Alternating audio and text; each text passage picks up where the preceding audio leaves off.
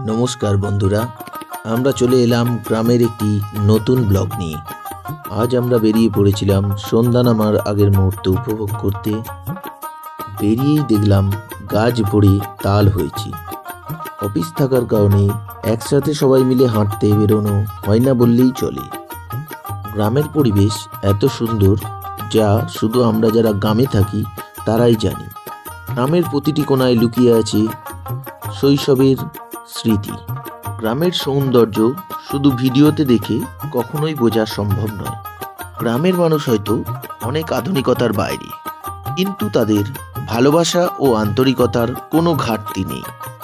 এখানে সবাই সবাইকে চেনে, দুঃখে সবাই সবার পাশে দাঁড়ায় এবং আনন্দ মিলেমিশে উদযাপন করে। গ্রাম মানেই শান্তি, প্রকৃতির সাথে মানুষের এক অটুট মেলবন্ধন। বৃষ্টির পরে সোঁদা মাটির গন্ধ গ্রাম ছাড়া পাওয়া একেবারে অসম্ভব। কৃত্রিমতার ভিড়ে হারিয়ে যাওয়া মাটির টান আমরা একমাত্র গ্রামেই অনুভব করতে পারি।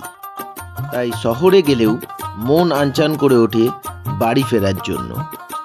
তাই জীবনানন্দ দাশের কবিতা ধার করে বলতে পারি, বাংলার মুখ আমি দেখিয়াছি, তাই আমি পৃথিবীর রূপ খুঁজিতে যাই না আর।